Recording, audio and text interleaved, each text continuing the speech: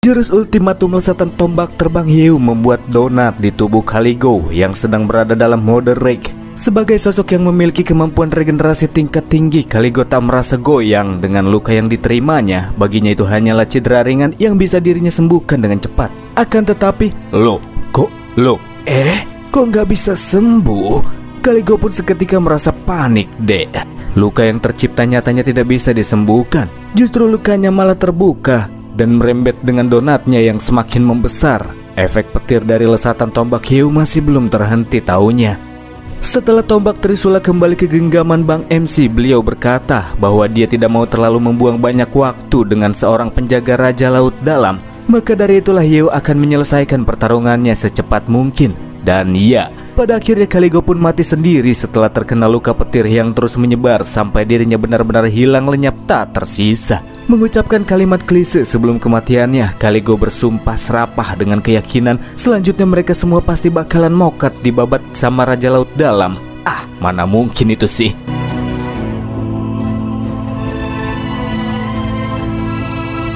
Setelah kematian makhluk besar tersebut, tim Dewi Sejati yang berada di dalam party Hieu mendapatkan kenaikan beberapa level. Semenjak anggota mereka rata-rata berada di level 300, semakin sulit buat naikin level. Sebelumnya mereka sudah menyikat beberapa dungeon di wilayah daratan, tapi tidak naik level juga. Dan sekarang malah naik. Dari kejadian ini menunjukkan jika XP yang dihasilkan dari pertarungan di dungeon laut dalam ini lebih tinggi bila dibandingkan dengan dungeon di darat. Mereka sangat beruntung karena sudah memilih untuk ikut dalam petualangan kali ini. Terlebih bersama dengan Hieu yang gendong mereka semua di sana. Mantap. Masing-masing dari mereka memperoleh 150 juta poin XP serta memperoleh uang 80 juta. Terdapat pula beberapa barang yang diantaranya ialah armor besi Caligo tingkat epic yang bisa meningkatkan resistensi 20%. Damage yang diterima pada suatu serangan juga tidak akan melebihi 50%, jadi musuh tidak bisa one hit. Damage dari lawan juga bisa dikonversi jadi stack yang diserap, lalu dilepaskan kembali untuk menciptakan serangan berat pada musuh di sekitar. Selain itu ada juga surat dari aliansi pemberontak berisikan tentang para manusia ikan yang berniat untuk melakukan invasi di dunia luar. Setelah dungeon di laut dalam ini terbuka, mereka melakukan invasi tanpa perintah dari sang Raja Laut Dalam itu sendiri yang dianggap sudah terlalu tua dan tak lagi tak cocok untuk menjadi penguasa. Peta rumah harta karun rahasia Dewa Laut Dalam dikatakan bahwa terdapat sumber kekuatan Poseidon di dalamnya, sumber daya yang dapat digunakan untuk memulai perang. Dari surat pemberontak yang didapatkan, Hieu dan yang lainnya berhasil mengetahui beberapa informasi. Pasukan musuh ternyata sedang mengalami konflik internal, saling bertikai karena mereka merasa tidak puas dengan Raja Laut Dalam yang tak juga memulai perang lawan manusia darat dan melakukan ekspansi wilayah. Hieu bertanya pada Poseidon apakah Raja Laut Dalam ini punya pemikiran kolot sampai-sampai dia mau digulingkan dari kekuasaannya sama para pengikutnya yang nampaknya cukup radikal. Yang Poseidon tahu Raja Laut Dalam itu tidak bisa dianggap sebagai kaum konservatif yang kolot. Justru sebaliknya, Raja Laut Dalam yang dikenal Poseidon tidak cuma kuat, tetapi juga sangat suka perang brutal-brutalan. Dalam peperangan yang sosok tersebut mulai, Raja Laut Dalam sudah membuat banyak makhluk hidup mokat, dan memang itulah yang dia lakukan selama hidupnya. Sangat berbeda dengan apa yang tertulis di dalam surat tersebut. Tanya Yin Huan, apakah mungkin itu merupakan Raja Laut Dalam baru yang menggantikan Raja Lama? Nggak mungkin, kata Poseidon. Umur makhluk laut dalam itu sangat panjang, dan di antara mereka sama sekali tidak ada yang bisa menandingi kekuatan Raja Laut Dalam. Sampai-sampai Poseidon tidak pernah berpikir ada suatu makhluk yang bisa menggantikan dirinya. Pikir Hieu, jika memang tidak ada penggantinya, mungkin saja terdapat suatu kejadian yang sampai-sampai membuat Raja Laut Dalam merubah temperamennya yang secara tiba-tiba. Mengetahui informasi ini lebih lanjut tentu akan sangat penting bagi pihak jagoan. Mengangkat tinjunya dengan begitu bersemangat, kata Wang Hao, selama ada Bang Hieu di sini, nggak ada yang perlu ditakutkan. Raja Laut Dalam pukul aja sampai mokat. Dengan begitu maka masalah bakalan langsung beres. Kata Hieu, mokatin Raja Laut Dalam itu cuma sekedar kerjaan sampingan. Hidangan utamanya justru pergi ke rumah harta karun yang ada di dalam peta. Hieu yakin semua orang di sana pasti sangat suka pergi ke tempat yang berkilauan kan? Makanya tujuan mereka selanjutnya ialah pergi ke rumah harta karun Raja Laut Dalam. Di tengah kegembiraan mereka, Poseidon merasa kalau para manusia di depannya ini sangat naif, sangat bersemangat cuma dengan harta karun yang nilainya nggak seberapa itu. Padahal tugas yang paling mendesak ialah mengalahkan Raja Laut Dalam lalu mengambil kembali Trisula miliknya. Pada saat itu Yeo berkata, di manakah tempat paling ideal Raja Laut Dalam meletakkan senjatanya di saat sedang tidak bertarung? Sadar dengan perkataan Yeo, Poseidon langsung wush lari paling depan menuju rumah harta karun. Justru dia malah jadi yang paling bersemangat di antara mereka semua.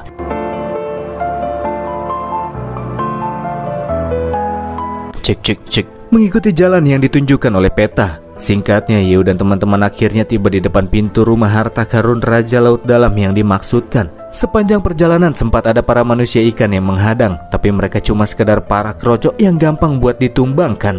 Dari kondisi pintu yang dipenuhi oleh banyak sabetan senjata menunjukkan jika pintu tersebut sangatlah kokoh, masih berdiri walaupun ada banyak kekuatan yang telah mencoba untuk mendobraknya secara paksa. Jiwang Chuan bertanya bagaimana mereka bisa melalui pintu kuat tersebut. Pertama-tama, mari berikan pukulan dulu.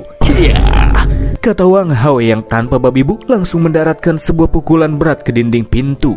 Bukannya pintu tersebut yang hancur, justru malah Wang Hao yang terpental ke arah belakang saking kuatnya ketahanan pintu spesial itu.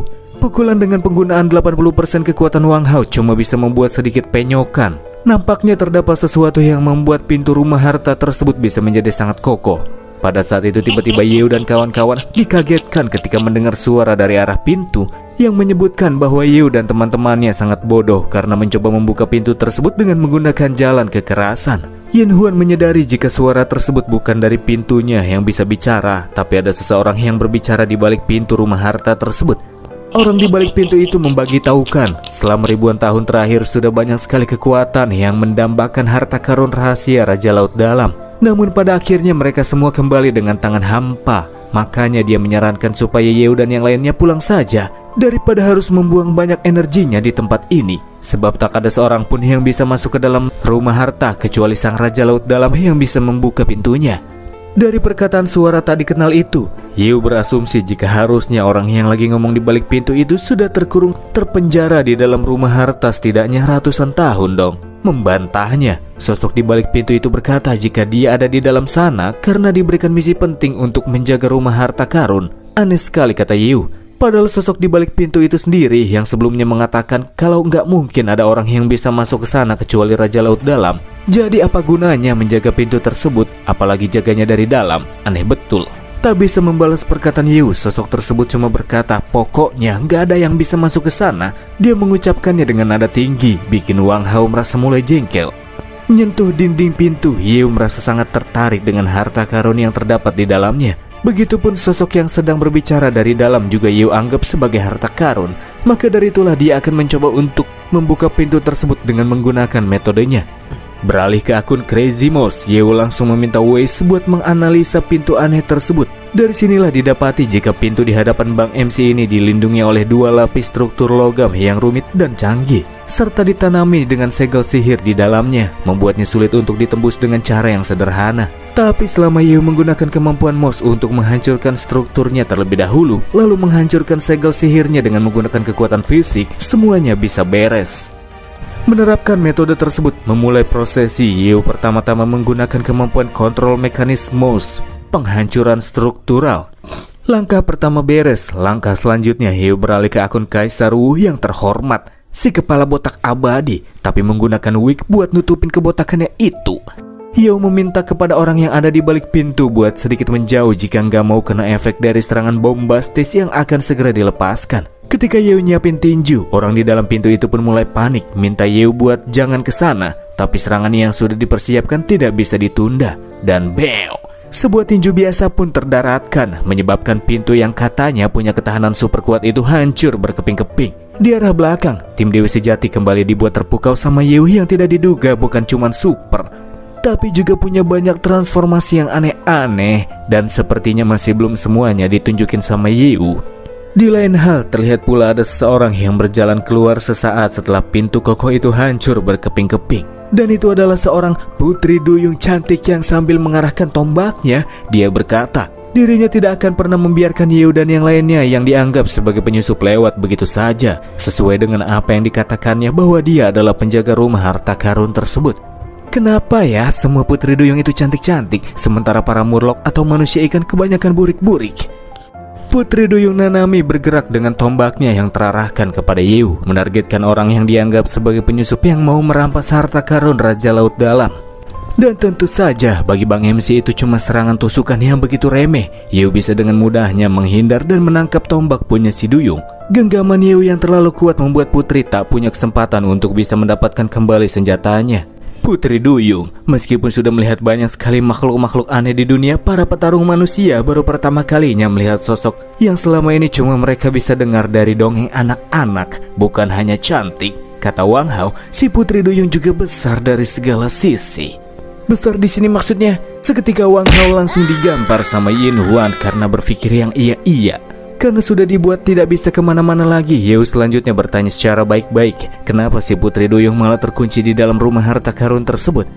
Yakin kalau Yew dan teman-teman bakalan langsung tercengang merasa ngeri setelah mengetahuinya, Putri mengkasih paham jika dia sebenarnya merupakan saudara perempuan dari Raja Laut Dalam. Dan benar saja, faktanya Yew dan teman-teman langsung dibuat tercengang, tak bisa berkata-kata untuk beberapa detik. Putri Duyung Nanami yang merasa yakin Yew dan teman-teman sekarang merasa ngeri mempersilahkan Yew dan yang lainnya untuk segera pergi tanpa membawa pulang apa-apa. Karena jika mereka mencuri harta di sana, katanya tidak ada satupun dari mereka yang bisa selamat.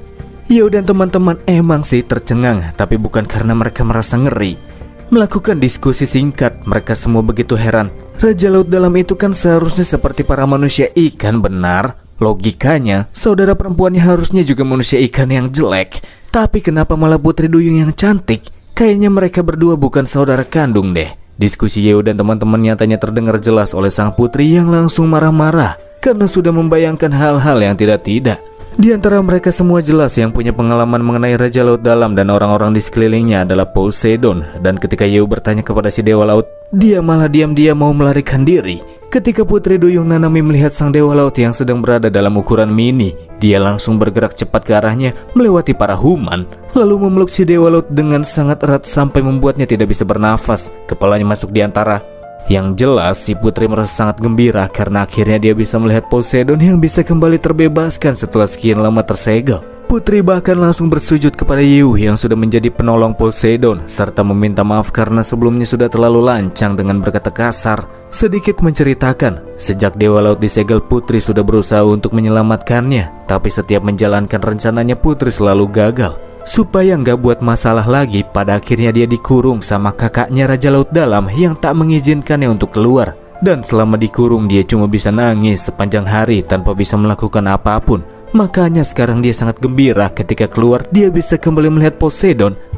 Seperti yang diharapkan dari Poseidon, si Dewa Laut, kata Wang Hao. Sebagai sosok hebat dia sangat pintar merayu wanita. Bahkan adik perempuan musuhnya sendiri ikut digayat juga. Dengan wajah memerah, Putri memberitahukan bahwa ikatan di antara dia dan juga sang Dewa Laut jauh melampaui apa yang sedang dibayangkan oleh Wang Hao. Jika mau mendengarkan kisah asmara tersebut, Putri mau kok menceritakan kepada mereka semuanya dari awal. Sebagai cewek-cewek yang suka dengar cinta-cintaan apalagi berasal dari makhluk-makhluk hebat, tim Dewi Sejati sangat ingin mendengarnya. Mereka semua tampak sangat antusias. Poseidon yang jengkel merasa sekarang bukan saatnya bagi mereka menghabiskan waktu mendengar hal-hal begituan, sebab mereka mesti cepat-cepat mencari Trisula miliknya, mendapatkan kembali kekuatannya sebelum akhirnya menggulung Raja Laut Dalam. Sementara Putri menundukkan kepala sambil minta maaf, tim Dewi Sejati bisik-bisik, apakah ini yang dinamakan dengan cinta bertekuk sebilah tangga? Kata Yew, memang dia juga merasa cukup tertarik dengan hubungan di antara Putri Nanami dengan Poseidon. Tapi sebelum itu mereka harus melihat-lihat dulu sebenarnya benda-benda semantap apakah yang disimpan oleh Raja Laut Dalam di dalam ruang harta rahasianya. Pasti akan sangat menarik. Yew bertanya apa yang akan Putri lakukan karena selanjutnya mereka akan mencuri harta karun punya saudaranya itu. Menegakkan kepalanya, Putri dengan begitu yakin seberapapun berharga harta yang dimiliki oleh kakaknya itu semua tidak ada artinya bila dibandingkan dengan kebebasan Dewa Poseidon. Karena Yew dan teman-teman merupakan para dermawan yang sudah menyelamatkannya, maka Putri akan membantu mereka. Tanpa berlama-lama, Putri kemudian membawa Yew dan teman-teman menuju lokasi di mana harta disimpan. Ruang perbendaharaan yang dikatakan terdapat banyak jebakan di dalamnya, namun selama mengikuti sang duyung, mereka semua bakalan aman. Hingga akhirnya mereka semua pun tiba di dalam ruangan yang dimaksudkan, tempat di mana barang-barang berkilau seperti pegunungan emas cantik terpampang dengan jelas di sana. Sementara para human takjub melihat barang-barang berkilauan di sana, Poseidon kasih tahu mereka kalau sebagian besar dari harta tersebut merupakan barang punya dia yang dirampas oleh si Raja Laut Dalam. Jadi nggak perlu pikir panjang, Poseidon mempersilahkan para human untuk mengambil barang apapun yang mereka inginkan. Sangat murah hati. Bagaimanapun harta yang ada di sana itu jumlahnya sudah seperti gunung. Dengan kemampuan manusia mereka, Poseidon yakin sebanyak apapun harta yang diambil oleh para human itu tidak akan membuat dirinya mengalami kerugian. Tapi Yeo langsung mengucapkan rasa syukur terima kasih buat Poseidon yang sangat baik hati. Jadi Yeo tidak akan sungkan menerima hartanya. Yeo mengaktifkan akun Black Hole. Lubang hitam berukuran tak terlalu besar yang rakus itu menyedot seluruh harta yang ada di dalam ruangan tersebut. Harta menggunung itu dengan begitu cepat berpindah ke dalam mulut yang seakan-akan bisa melahap apa saja di dunia. Planet pun bisa, tapi dipotong kecil-kecil dulu. Koin emas sekitar 100 miliar, item langka ada 500 buah, equipment legendaris 90 buah, equipment epic 300 buah, dan masih banyak lagi. Entah itu Poseidon, si Putri, dan tim Dewi Sejati, mereka begitu terkaget-kaget ketika melihatnya. Kalau tim Mogong sih udah biasa melihat setiap keajaiban yang dibikin sama Yeo. Setelah semuanya masuk ke dalam Black Hole, Yeo janji untuk sekarang dia akan menyimpannya dan akan membaginya secara adil kepada semua personil yang ikut setelah semua masalah selesai. Jadi sekarang mereka semua sudah bisa pergi menuju tempat berikutnya. Poseidon yang begitu terpukul minta buat istirahatin mental dulu lah sebentar sebelum lanjut jalan-jalan. Tak berselang lama Yeo mendapatkan notif dari sistem yang memberinya selamat karena sudah mendapatkan alat peraga aturan tingkat dewa, Rules Broken Blade. Ketika efek skill, item, ataupun equipment berbasis aturan diaktifkan, aktivasinya bisa dibatalkan dan tidak dapat diaktifkan dalam waktu 1 jam. Cooldown 2 jam akan aktif setelah item tersebut digunakan. Ngeri guys, punya semboyan aturan itu ada untuk dilanggar. Benda satu ini dikatakan sebagai musuh alami dari artefak Yuanchu.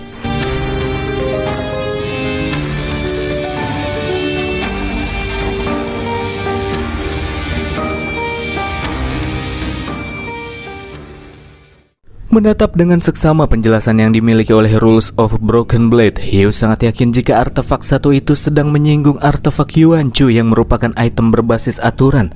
Sebelum-sebelumnya Yeo sudah sempat dihadapkan dengan beberapa bahaya yang dihasilkan oleh artefak Yuanchu yang di dalamnya memiliki kekuatan aturan murni dan masing-masing memiliki efek yang berbeda-beda. Masih belum jelas pula terdapat di mana saja sisa-sisa artefak yang ada. Jadi Yeo masih belum bisa memahami gambaran lengkap tentang benda aneh tersebut. Keberadaannya yang tidak diketahuilah yang menjadi ancaman terbesar bagi Bang MC. Artefak Yuanchu seperti halnya pedang penghukum yang tergantung di atas kepalanya dan siap kapan saja untuk memberikan pukulan yang mematikan. Begitu muncul yang lainnya, maka itu akan berakibat fatal bagi Yeo dan bumi yang sekarang sudah bersatu dengan dirinya. Tapi itu beberapa waktu yang lalu.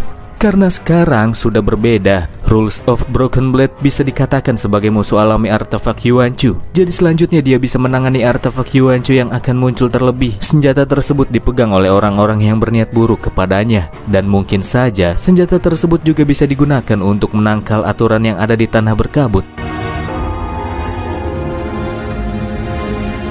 Poseidon yang heran bertanya kenapa Yeo terus-terusan menatap pedang di tangannya. Apakah ada sesuatu yang sedang dipikirkannya? Yeo lantas bertanya, emangnya di mana sih Poseidon mendapatkan benda ajaib tersebut? Karena Yeo belum pernah tahu ada benda dengan efek ajaib seperti itu.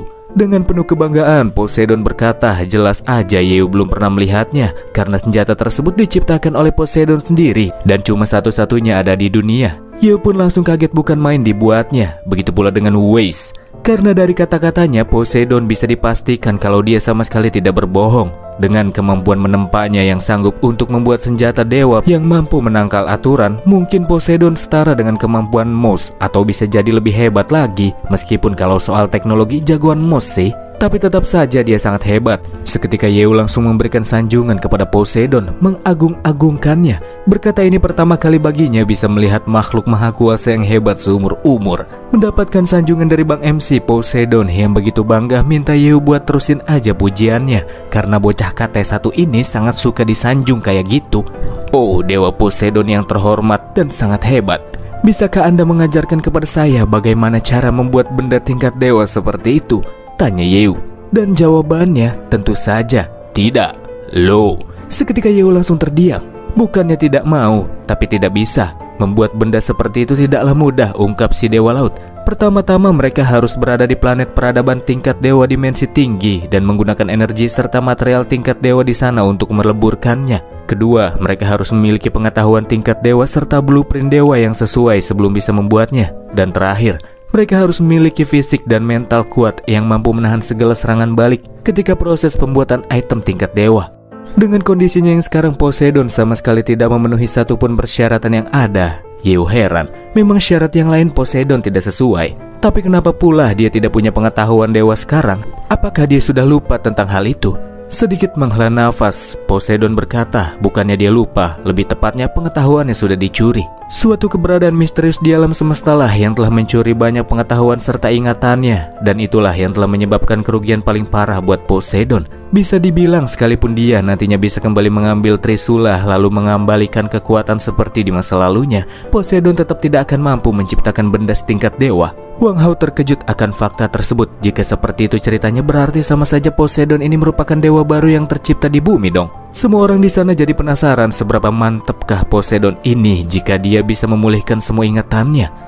Tunggu, keberadaan misterius dari alam semesta, pengetahuan tingkat dewa yang dicuri, aturan, perlengkapan, artefak Yuanchu. Yeo di sini mendapatkan suatu pencerahan. Mengeluarkan salah satu artefak Yuanchu suntikan jiwa, Yeo meminta Poseidon untuk memeriksa barang yang satu itu.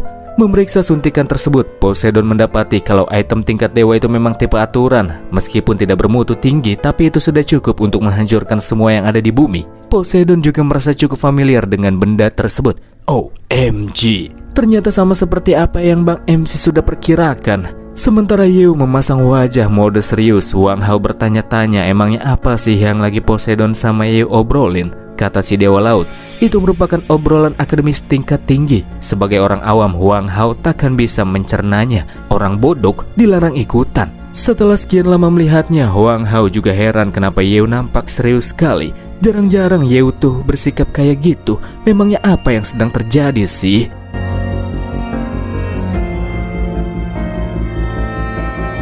Hadirin sekalian, kebenaran di balik munculnya olisasi bumi sepertinya akan segera terungkap di sini saat ini, kata Yeo, seketika membuat semua orang yang mendengarnya dibuat tercengang-cengang. Kebenaran tentang kemunculan olisasi bumi merupakan misteri terbesar yang telah menjangkiti seluruh umat manusia. Tak heran kalau rekan-rekan Yeo langsung heboh setelah mendengar pernyataan Yeo. Pada saat itu Yeo meminta semuanya untuk tenang dulu. Sebelum menjelaskan dasar landasan pemikirannya, Yeo bertanya kepada mereka semua, ketika bumi memasuki olisasi, apakah mereka semua merasa segalanya berubah jadi seperti dunia game yang punya level, peralatan, dan dungeon di dalamnya? Menurut Ketua Ji, yang dia tahu, selama ratusan tahun terakhir pemikiran ini memang sudah mengganggu umat manusia. Apa yang Yeo sampaikan memang telah diperdebatkan oleh banyak pihak, namun masih belum ada kesimpulan yang disepakati. Dan pada akhirnya manusia lebih memilih untuk tidak memikirkannya. Semuanya lebih berfokus untuk melakukan adaptasi dengan perubahan olisasi bumi agar bisa bertahan hidup. Kebiasaan adalah sifat kuat manusia, tetapi kebiasaan juga sering membuat seseorang mengabaikan petunjuk yang ada di depan mata. Setelah mendapatkan musuh alami artefak Yuanchu, Yeo memperoleh pencerahan. Menurutnya, olisasi bumi sebenarnya merupakan regulasi atau aturan global. Regulasi global artinya sama seperti aturan yang terdapat di tanah berkabut, di mana semuanya akan mengikuti suatu aturan tertentu. Dan kasus olisasi ini merupakan perluasan aturan-aturan yang terjadi secara global. Namun aturan semacam ini tidak muncul tanpa alasan. Pasti ada semacam aturan pendukung yang berlaku di baliknya. Yeo yakin akan hal itu. Ketua Ji bertanya-tanya apakah mungkin aturan tersebut dibuat oleh artefak Yuanchu. Meskipun artefak tersebut sangat kuat, harusnya itu masih belum cukup untuk membuat aturan secara global. Kecuali terdapat semacam alat peraga berbasis aturan yang lebih kuat daripada artefak tersebut, kata Yeo. Semua orang tahu jika terdapat aturan di tanah berkabut, tetapi orang-orang jarang untuk memikirkannya dari manakah aturan ini berasal. Sehingga terdapat kemungkinan adanya aturan tersebut dan suatu alat peraga yang menyebabkan kemunculannya. Jika memang benar terdapat semacam alat yang dapat mengatur bumi, Yeo bertanya kepada semua orang di sana, di manakah lokasi yang sangat cocok untuk menyembunyikannya. Tentu saja semua orang termasuk Wang Hao akan beranggapan pasti permukaan tempat ini, alias benua Antartika yang terdapat daratan berkabut terbesar dan paling awal di dalamnya, merupakan lokasi yang sangat cocok untuk menyembunyikannya. Jika demikian, maka tidak heran kenapa ada banyak pahlawan dari dunia yang pergi ke dataran berkabut Antartika. yang mana disebut sebagai tanah kejatuhan para dewa. Pasti mereka sudah menemukan rahasia di dalamnya. Jika menghubungkan insiden yang sempat terjadi satu persatu, maka semuanya akan saling berkaitan.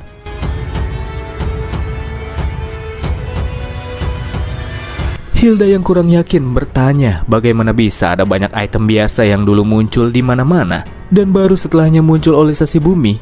Menurut Yeo, kemungkinan besar ada seseorang yang memang sengaja menempatkannya di mana-mana. Masih belum puas, Hilda mempertanyakan dari asumsi Yeo, olisasi bumi itu disebabkan karena adanya campur tangan manusia. Bagaimana mungkin itu bisa terjadi? Baginya itu cuma hayalan Yeo saja. Pada saat itu tiba-tiba Poseidon tertawa keras, membuat Hilda bingung. Apakah ada yang salah dari kata-kata yang baru saja ia keluarkan? Poseidon di sini cuma menertawakan betapa sempitnya pemikiran Hilda yang begitu sombong, tanpa melihat siapa yang sedang berdiri di hadapannya. Dalam kamus bocah ini yang menganggap dirinya sebagai pencipta, tidak ada hal yang mustahil dari apa yang disampaikan oleh Yeo.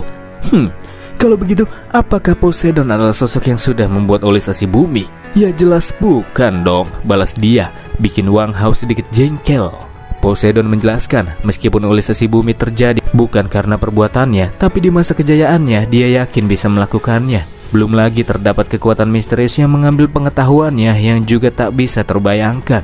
Alam semesta itu merupakan tempat yang sangat luas, sementara warga bumi hanyalah sekumpulan makhluk hidup malang yang terjebak di planet bumi yang kecil dan terikat dengan gravitasi. Akan tetapi selama mereka semua membantu Poseidon mendapatkan kembali kekuatan utuhnya, ia berjanji akan membawa mereka semua pergi ke lautan bintang yang luas dan tak terbatas, agar mereka tahu seperti apa itu alam semesta yang luas.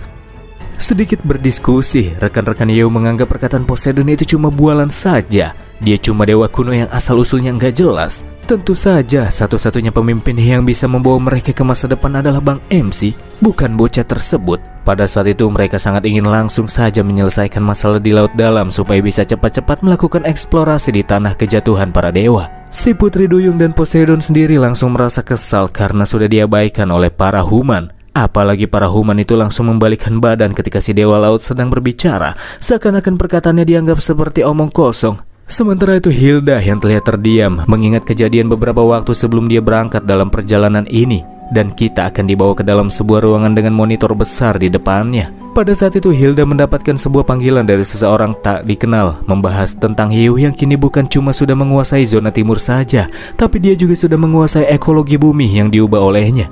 Dengan ambisi besarnya, orang satu ini tahu kalau Yeo selanjutnya pasti akan pergi ke tanah kejatuhan para dewa. Memang tempat tersebut terkenal akan bahayanya, tapi dengan kemampuannya yang di luar akal sehat, Yeo sudah memenuhi syarat untuk bisa memasukinya. Maka dari itulah, orang misterius ini meminta Hilda untuk memimpin timnya dan pergi bersama dengan Yeo. Ternyata orang misterius ini meminta bantuan Hilda buat menyingkirkan Yeo, teman-teman. Tapi di sini Hilda merasa ragu bisa melakukannya, mengingat Bang MC sendiri bisa mengalahkan pahlawan legendaris Chaos. Kata sosok tersebut, Yeo itu memang sangat kuat, jadi saat ini mereka hanya bisa menundukkan kepala untuk sementara waktu.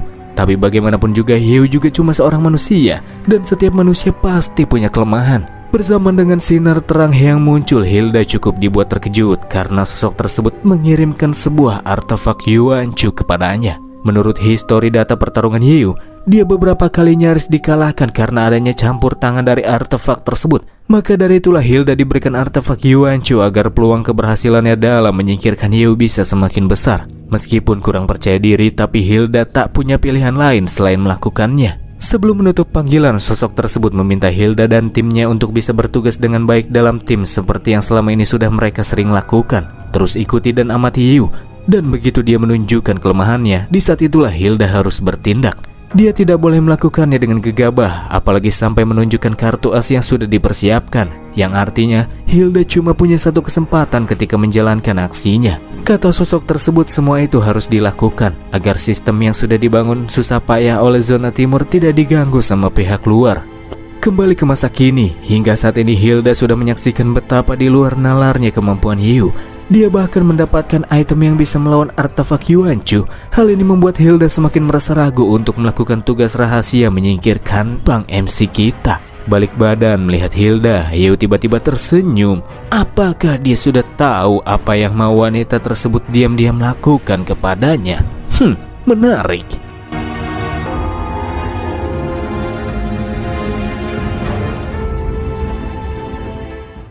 Terlepas dari semua itu, Poseidon yang kesal marah-marah karena diabaikan. Dia pun berkata kalau dialah pencipta bumi dalam artian yang sesungguhnya. Tapi sekarang dia malah diperlakukan layaknya anak kecil yang perkataannya tidak didengar sama orang dewasa. Mengeluarkan Trisula yang didapatkan dari rumah harta karun Raja Laut Dalam. Trisula tersebut mengandung sebagian kekuatan Poseidon yang awalnya tidak mau dia gunakan untuk sekarang. Tapi demi menunjukkan kalau dirinya memang benar-benar hebat, tak ada cara lain. Sesaat setelah Trisula diaktifkan, pusaran air pun muncul dan menyelimuti tubuh Poseidon di dalamnya, membentuk bola air biru memancarkan sinar cahaya terang, serta kekuatan besar yang memberikan tekanan kepada Yeo dan juga teman-temannya. Sampai akhirnya tak berselang lama, dari depan dinding bola air tersebut terjadi sedikit ledakan, dan tak berselang lama Yeo dan teman-teman bisa melihat bentuk sang dewa laut versi dewasa. Cuman buat dapetin validasi dia repot-repot melakukan semua ini, dasar bocah.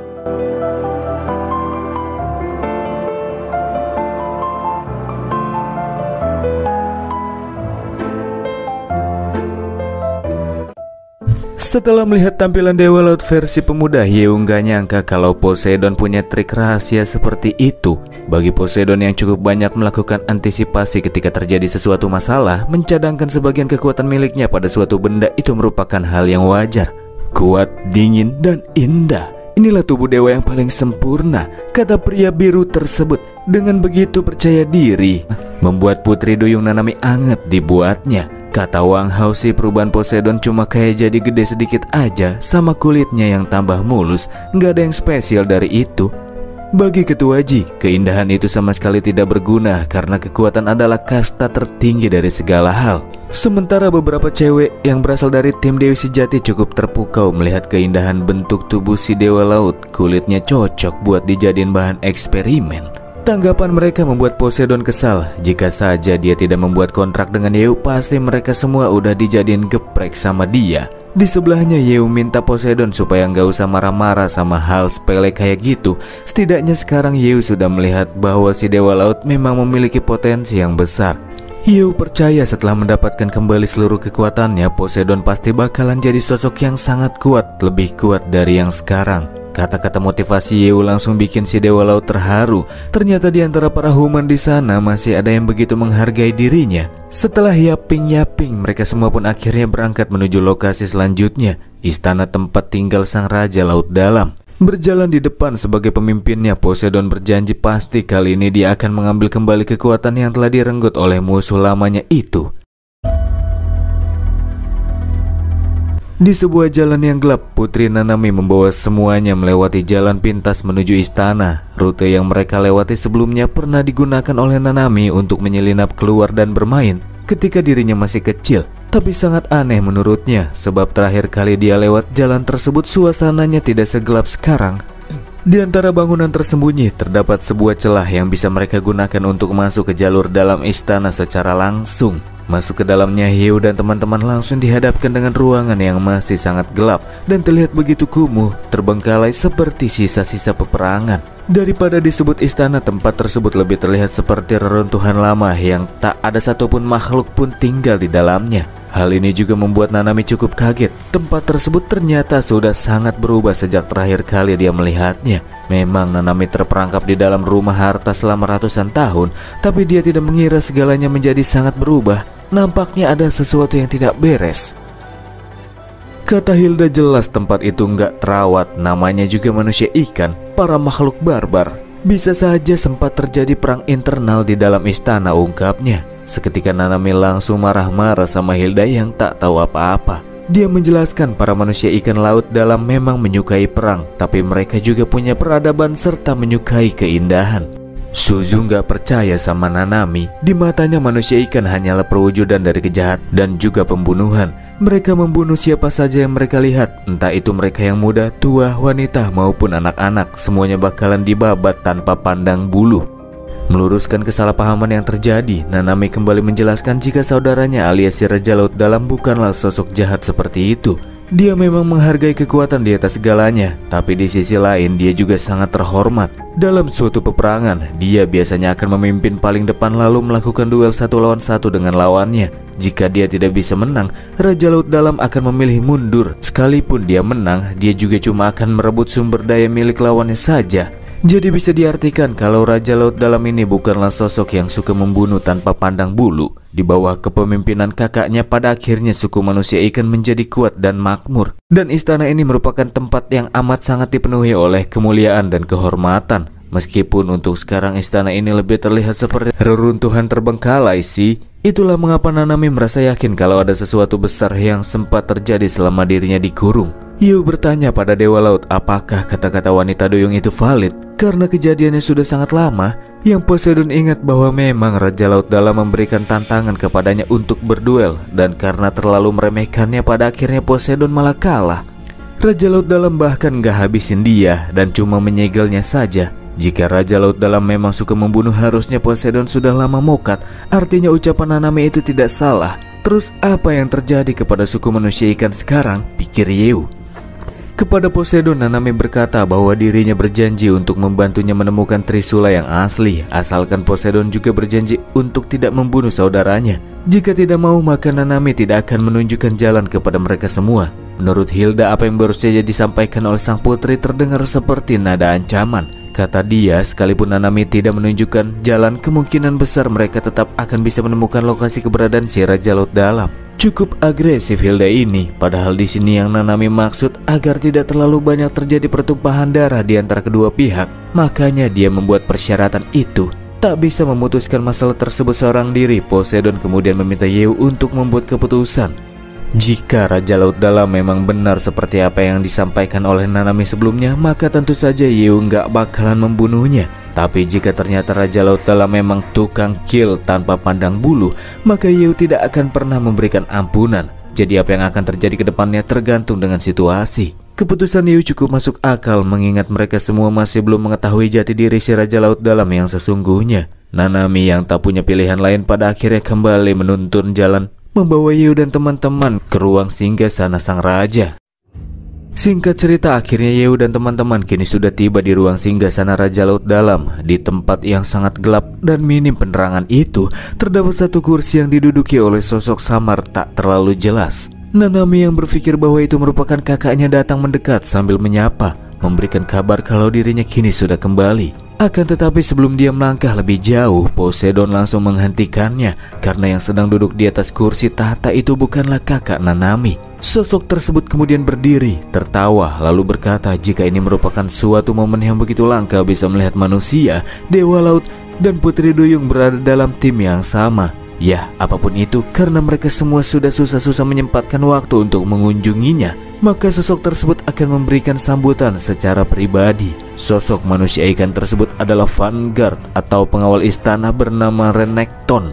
Hanya sesaat melihat bentukannya, Suju langsung bisa mengingat bahwa manusia ikan yang kini berada di depannya adalah sang Raja Laut Dalam yang pernah melakukan penyerangan terhadap manusia di daratan dan menyerbu kelompoknya tanpa pandang bulu. Suju yakin meskipun pada saat itu cuma melihatnya dari arah kejauhan saja. Meluruskan situasi, Nanami yang cukup kaget menjelaskan kalau yang kini ada di depan mereka bukanlah kakaknya, melainkan Renekton ini adalah jenderal terkuat yang ada di bawah perintah kakaknya. Terdapat pula keanehan yang membuat Nanami heran. Renekton itu harusnya punya wajah yang cukup tampan, tapi kenapa sekarang dia malah berubah jadi jelek? Melihat si jenderal yang duduk di kursi Raja Laut Dalam, Putri langsung mendakwanya sebagai pengkhianat, menyuruhnya untuk segera turun seraya bertanya di manakah kakaknya sekarang.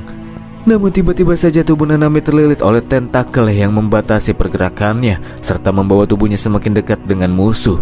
Dengan nafas baunya, Renekton berkata bahwa dirinya sudah mencari Nanami selama ratusan tahun terakhir. Karena tak bisa menemukannya, dia mengira Nanami itu sudah mati. Tapi sekarang, dia tidak menyangka cewek yang selama ini sudah dia cari-cari malah datang sendiri ke hadapannya, membuatnya bahagia karena bisa dapat barang bagus.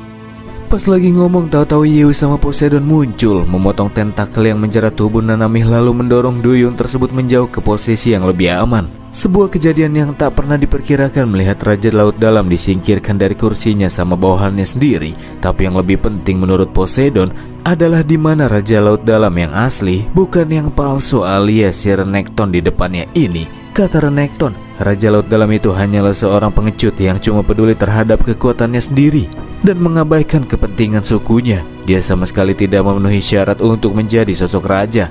Renekton yakin kalau dia adalah sosok yang dipilih surga untuk memimpin suku manusia ikan menuju dunia dan era yang baru. Dia relain Hieu langsung minta lawan buat berhenti mengocehkan hal yang tidak penting. Simpelnya, karena Renekton bukan Raja Laut Dalam yang asli, maka Hieu tidak akan menunjukkan belas kasihan. Tanpa berlama-lama pertarungan pun dimulai dengan Hieu dan Poseidon yang bergerak bersama-sama ke arah musuh. Dan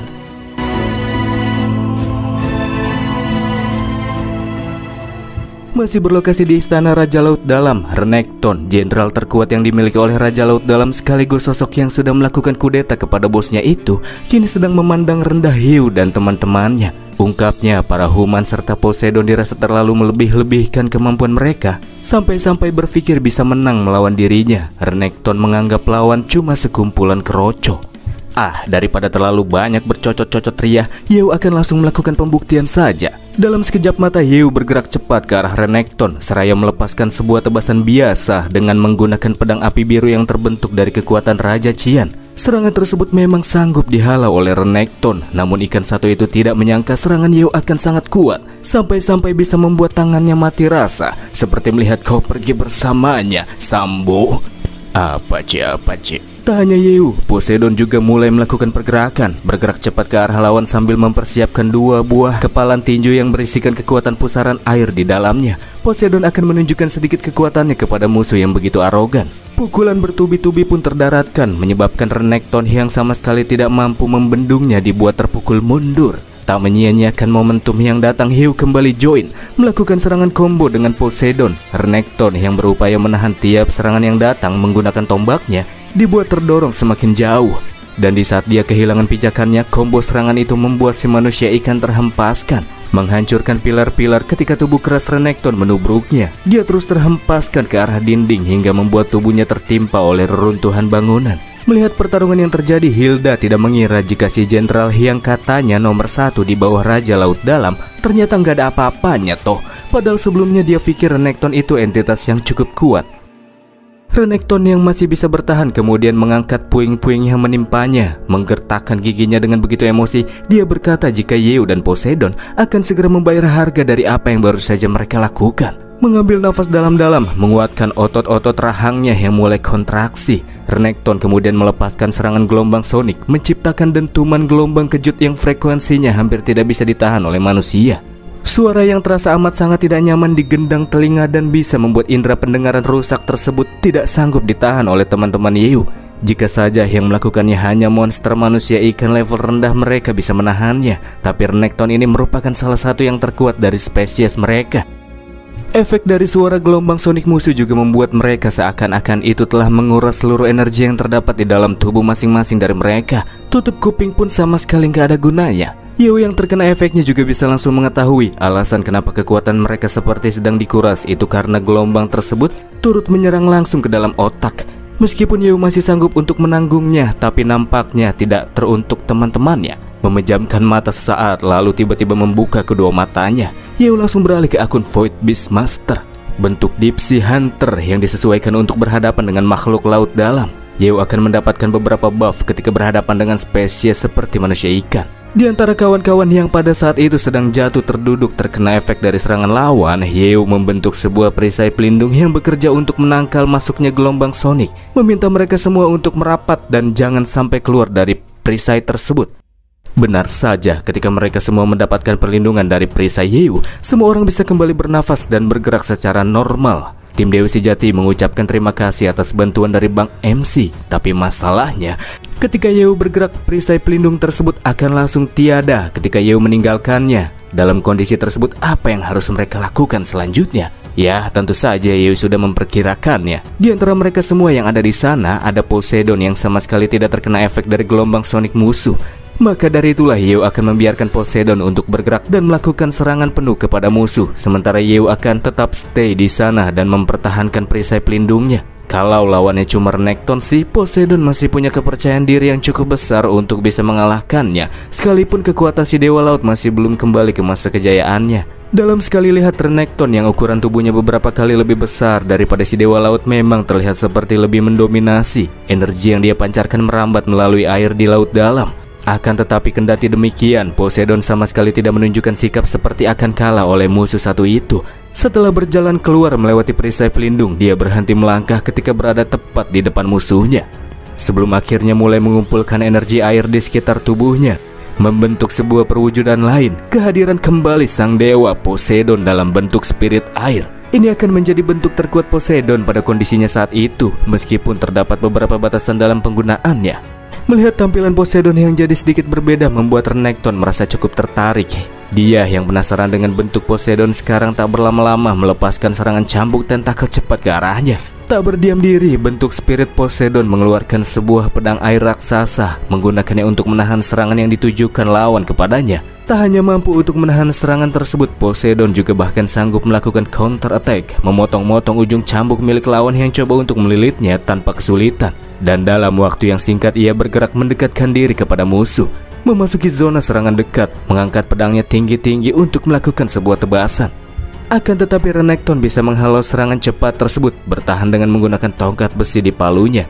Ketika Renekton mengayunkan palu miliknya, Poseidon sesegera mungkin mundur beberapa langkah ke arah belakang. Lalu dia melepaskan serangan jarak jauh, melemparkan tombak Trisula yang berisikan kekuatan sihir spirit dewa air. Beruntung sekali karena Renekton bisa sedikit meminimalisir serangan tersebut, sehingga cuma bagian bahu kirinya saja yang mengalami luka dan muncul retakan di bagian tersebut, seperti musuh sedang menggunakan semacam armor yang melindungi tubuh utamanya.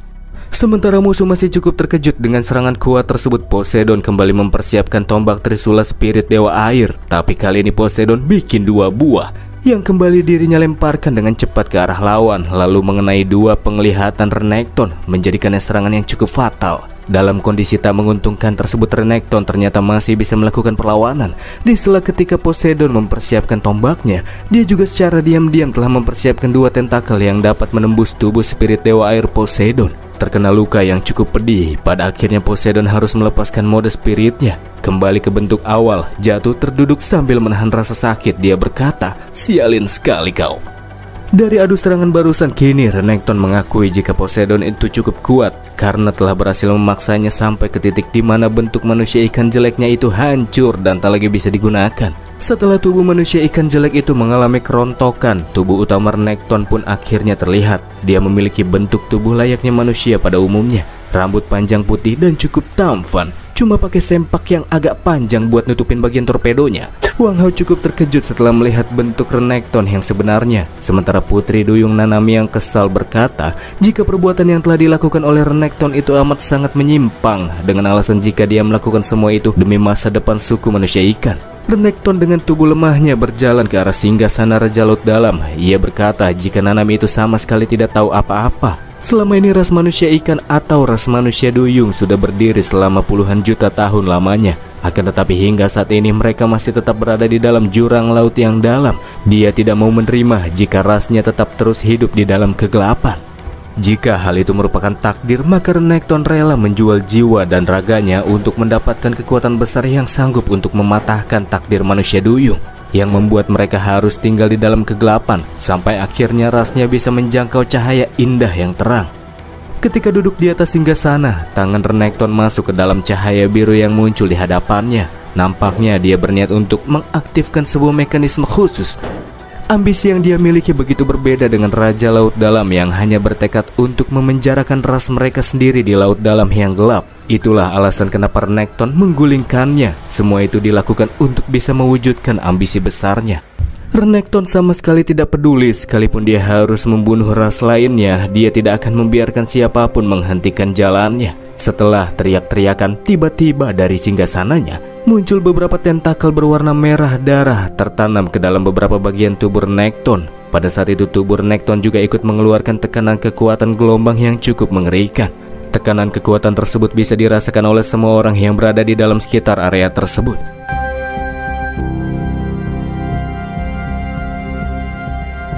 Tak berselang lama tubuh Renekton yang telanjang dada kini telah dilapisi oleh armor kehitaman yang memancarkan energi kelam.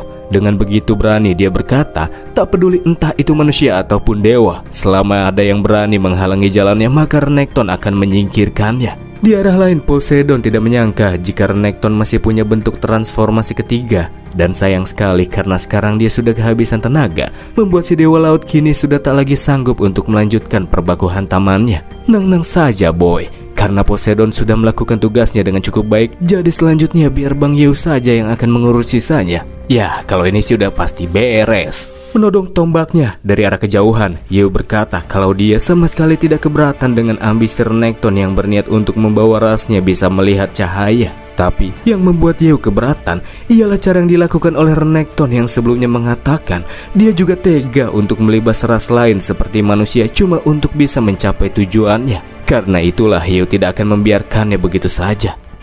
Dengan begitu arogan, Renekton berkata, masa iya yang mau ngelawan dia cuma Yew si Human?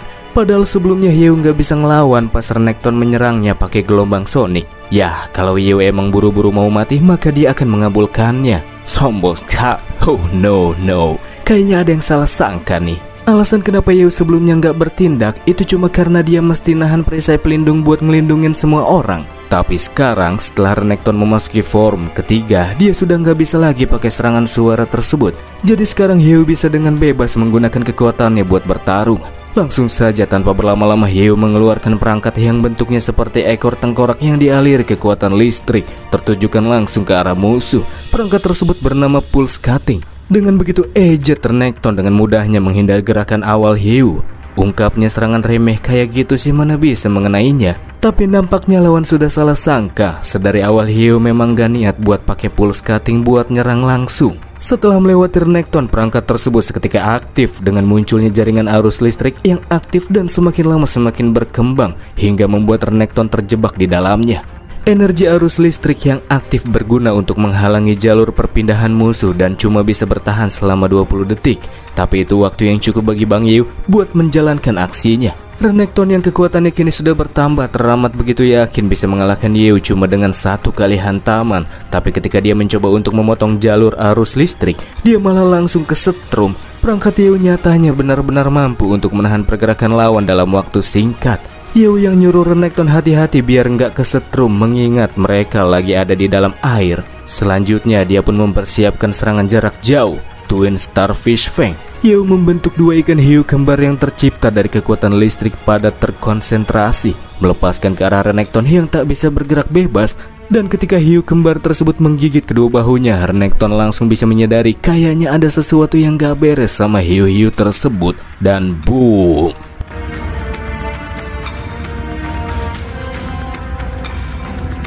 Kedua hiu itu meledak menenggelamkan Renekton di dalamnya. Manusia ikan biasa sudah pasti bakalan langsung hancur ketika terkena ledakan kuat seperti itu. Sementara untuk Renekton sepertinya itu masih belum cukup. Makanya hiu di sini kembali mempersiapkan serangan lanjutan. Padahal tubuh musuhnya masih berada di dalam ledakan.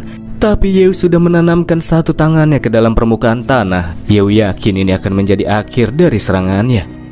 Layaknya bunga yang mekar, muncul bongkahan-bongkahan batu bertuliskan aksara yang juga diisi oleh kekuatan listrik mengelilingi Bang MC. Bentuknya seperti kelopak bunga, tapi dari batu. Raungan dari Abyss, Stone Bomb, kata Yew yang mengirimkan kelopak batu ke arah Renekton secara kontinu, menciptakan ledakan yang terjadi secara berkelanjutan. Renekton kini benar-benar tenggelam di dalam ledakan yang tak membiarkannya untuk melakukan perlawanan. Ini sih terlalu kejam. Kalau kayak gini terus bisa-bisa tubuh musuh benar-benar bakalan habis tak bersisa. Hilda menahan rasa keterkejutannya sambil bertanya-tanya di dalam pikirannya. Apakah Yew ini memang benar-benar manusia? Sangat begitu jelas kalau dia bukanlah tandingannya. Tapi apakah setelah mengetahui perbedaan di antara mereka berdua, Hilda masih berniat menjalankan rencana tersembunyinya? Entahlah, kita lanjut dulu Baraya. Setelah serangan Yew mereda, tubuh Renekton mestinya hancur-hancuran guys. Tapi terlihat dia bisa kembali memulihkan diri. Nampaknya dia punya kemampuan regenerasi yang sangat tinggi. Yang jelas setelah menerima serangan Yew, Renekton kini benar-benar sangat murka, berjanji akan menghabisi Yew yang sudah mencoba untuk menghalangi jalannya. Sesaat setelah tubuhnya kembali pulih, musuh bergerak dengan whoosh ke arah Yew, mencoba menyerangnya dari arah jarak dekat. Sedikit nggak nyangka Yew tuh kalau musuhnya masih bisa bertahan. Tapi nggak masalah juga sih, kali ini Yew akan menyelesaikannya dengan benar. Punya banyak perangkat dan perangkap.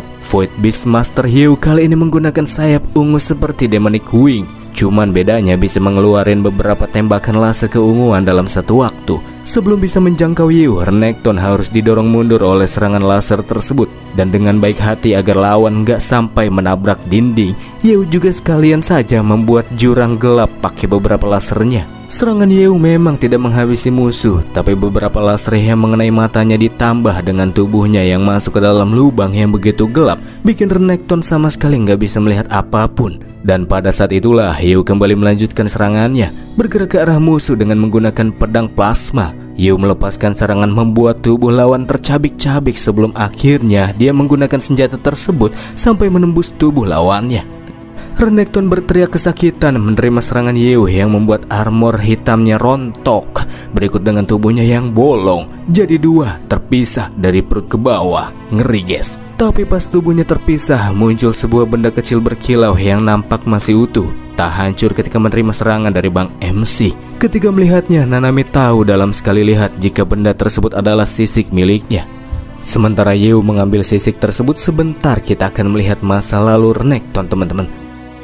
Renekton dan putri Nanami kecil hidup sama-sama. Mereka sering main bareng-bareng. Ketika beranjak dewasa, Renekton juga sering ngajarin Nanami tata cara baku hantam yang baik dan benar. Semua itu Renekton lakukan agar Nanami bisa menjadi kuat dan bisa melindungi dirinya sendiri dari segala mara bahaya. Renekton sempat mengungkapkan impiannya kepada putri, di mana dia ingin agar ras mereka bisa melihat aurora yang indah di atas batu karang. Pada suatu ketika, karena selama ini Renekton sudah lama berada di sisinya, Nanami memberikan benda yang Nanami anggap yang paling berharga bagi dirinya, dan itu adalah sisiknya sendiri. Renekton memang sempat beranggapan kalau dirinya itu cukup spesial di mata Nanami, terlebih sebagai pelindungnya. Tapi dia harus sadar diri ketika menyadari jika Nanami seharusnya akan lebih aman ketika berada di sisi Raja Laut Dalam ketimbang bersamanya. Namun kendati demikian, Renekton akan tetap melindungi Nanami dengan caranya sendiri. Renekton menyimpan sisik Nanami di dalam tubuhnya, dan mulai dari sinilah perjalanannya untuk mencapai impiannya dimulai, menjadi lebih kuat untuk membuat rasnya bisa menatap dunia luar yang indah. Dia juga akan melibas semua musuh yang coba untuk menghalanginya, sekalipun itu sang raja.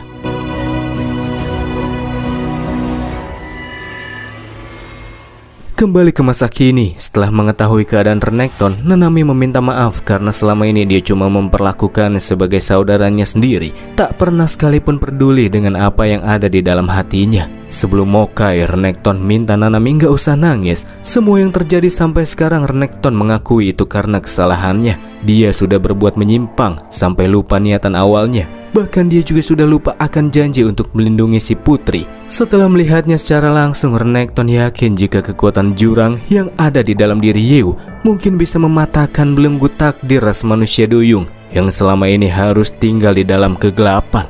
Tak berselang lama, ledakan cahaya keemasan pun muncul, menandakan kematian Renekton yang sisa tubuhnya berikut dengan kekuatannya ia gunakan untuk membuka sebuah portal menuju tempat lain. Sementara Nanami menangisi kepergian teman masa kecilnya itu, Yew heran. Sebenarnya apakah yang dimaksud kekuatan jurang oleh Renekton sebelum kematiannya? Apakah itu kekuatan dewa kuno? Tapi dari hal itu, Yew sedikit mengerti tentang ambisi yang diinginkan oleh duyung satu itu. Cahaya keemasan yang terbentuk kembali meledak-ledak sampai warnanya berubah menjadi kebiruan. Dari kejadian ini satu guys, terkait dengan masalah ras manusia ikan duyung. Setelah memahami keinginan Renekton, Yew berjanji akan memenuhinya, mematahkan takdir yang selama ini telah membelenggu ras duyung. Dan tentunya Yew akan menggunakan caranya sendiri untuk mencapai hal tersebut.